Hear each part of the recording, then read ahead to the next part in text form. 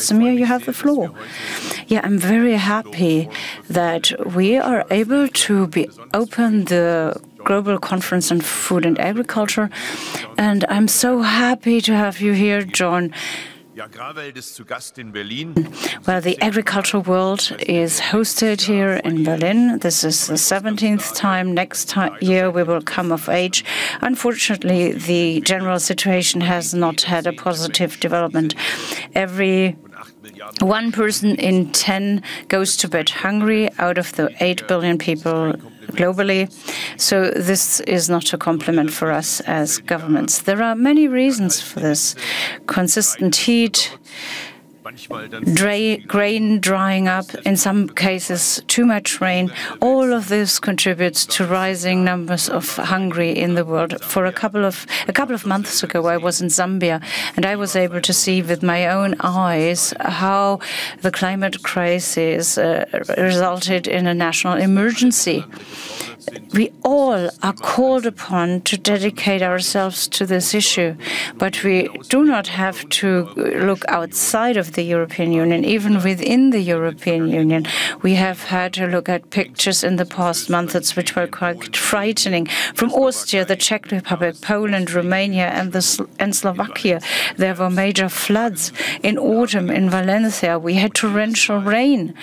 And every time agricultural land is ravaged, harvests are destroyed, and in the blink of an eye, everything is destroyed for which farmers have worked hard for months or weeks. This is exacerbated by conflicts and wars, for instance, in Ukraine and in Gaza. These are accelerants for the hunger in the world. They are causes for refugee movements and displacement. There is no lack in findings, in knowledge. We know everything that I'm saying. There is a lack of implementation, a lack of action. We know that this is not a simple task. It is a Herculean task. But in order to make it clear, policy makers have not put enough priority on this issue. So we gather here in a time when the international community is threatened by falling apart into several camps. The day after tomorrow, Donald Trump will start his second term in office as a president of the USA. And we've seen the polarization and radicalization in this election campaign, even language-wise. But here at the GFFA, we want to concentrate it on things that unite us. We want to concentrate on the right to food. We want to make sure that we make our contribution and that every person in the world can go to bed with a full stomach, because hunger suffocates peace. Hunger results in violence and conflicts. Nutrition and food security is a contribution to peace in the world. And one means of this is agricultural diplomacy. So it is our joint responsibility to make sure that the dialogue can continue and that we can fulfill our responsibilities of fighting anger. Constructive dialogue is a value as such. And we can only do it together. And we have to put ourselves in the shoes of others from time to time. And agricultural diplomacy is important. That means overcoming differences, looking for solutions together. And our offer as the Federal Republic of Germany is to transfer knowledge. We have some of the most renowned research institutions in the world, and we want to make this knowledge available.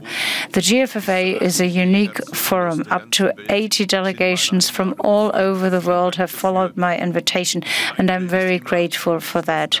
Our vision is always that there is the right to food and the securing of natural life support systems. We want to concentrate on the bioeconomy with all its facets and possibilities. In the future, we want to put our priority on bio-based and sustainable products instead of fossil resources. Bio-based innovations could be a real game changer, so that we say goodbye to fossil resources.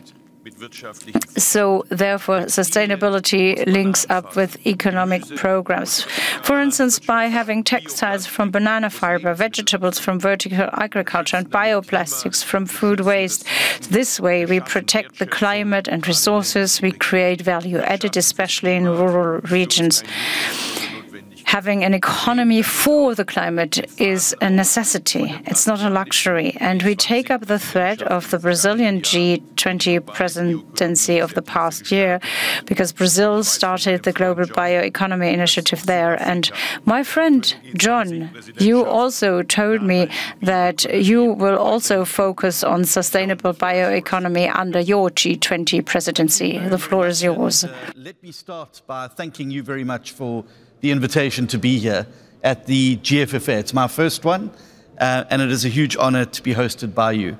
I've met many politicians in the world, I've met many ministers in the world, and I cannot think of a more inspiring example for an agriculture minister than yourself. And so, as a relatively new minister, I take a great deal of lead from the leadership you've shown as the agriculture minister. And I think Germany's been incredibly lucky to have you as their minister, but not only Germany, I think the world.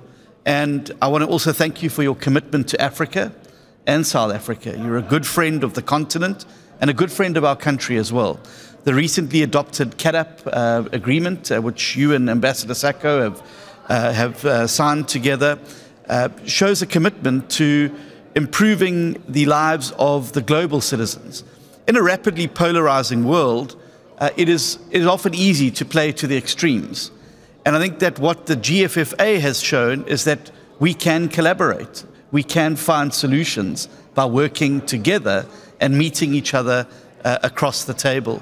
And I think if we can hold that example, it will continue to show the way for the rest of the world and for our own constituencies at home, that collaboration at both an international and multilateral level are fundamentally important for us to make sure that we beat back radicalism and we beat back populism. It is incredibly important that we meet at this juncture. Africa faces a triple challenge of poverty, inequality and hunger. And methods and implementations from the agricultural space are going to be the game changers that get the province back on track. Issues like migration are better solved at source. If we can build resilient, thriving rural economies and agricultural economies on continents like Africa, I think that there will be less migration, but people stay in their particular home countries because they have what they need. It cannot be right that in a modern world with the technology that we have, that we still have people who go to bed hungry every single night. And working together collaboratively, we must rise now to this challenge. I particularly am grateful that the focus is on the bioeconomy.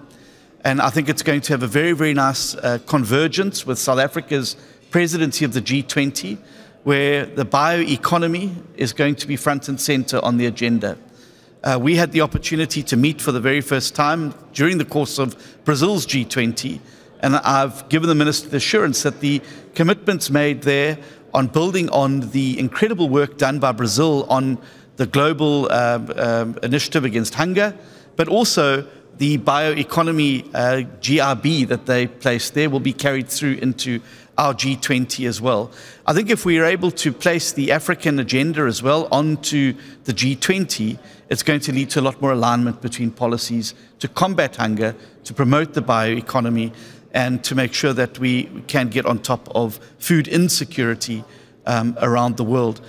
Minister, it's a huge opportunity for all of us to show leadership over the next couple of days to the rest of the world and demonstrate what can be done when people put their heads together to find common solutions to the many challenges facing our world.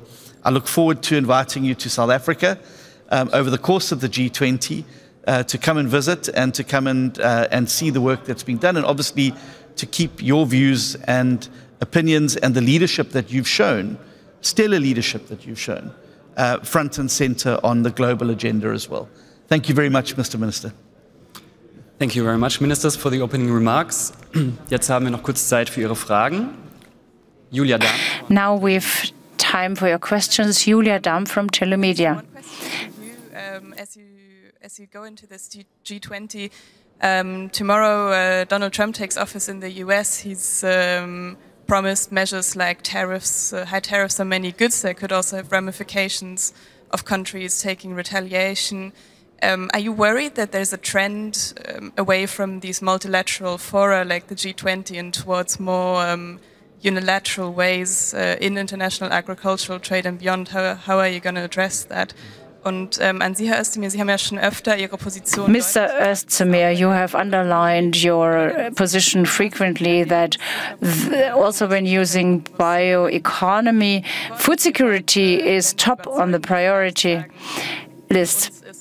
What would you say to countries which say that the production of diesel or other fuel is a possibility to have development in rural areas?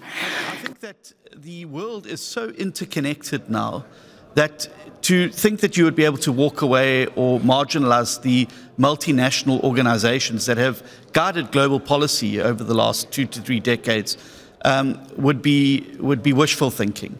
I think that particularly, as you know, the United States will be taking over the G20 from South Africa. So they will form now the Troika with Brazil, South Africa, and America. And I think that the groundwork laid in Brazil and South Africa is going to, I think, set the agenda for the following G20 as well. So we hope that over the course of this year, we'll be able to get the tracks flowing. I think that it would be foolish for any country to withdraw from the international, multinational institutions that are there precisely for us to collaborate on how we resolve the world's problems. I think that we obviously need to wait and see what happens, but certainly South Africa, as you know, has been negotiating with the US on the AGOA agreement, which gives us preferential access, tariff-free access to the American market. And those negotiations are going well, and we hope to continue this important strategic relationship going forward.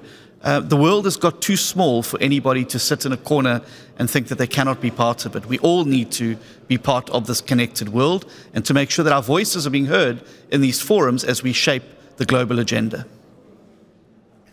Well, we live in a very diverse world, and obviously one size fits all cannot be the answer. So when we say food first, it does not exclude other uses, but it means that our first and utmost priority has to be that everybody on this planet deserves not to be hungry.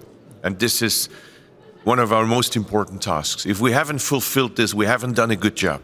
That's what we're saying here. And then, of course, it's up to all our countries to decide how they implement that, what are their priorities. But as a joint community here, we come together to say, this is our first priority. Make sure that we have a world without hunger. So thank you very much for joining us.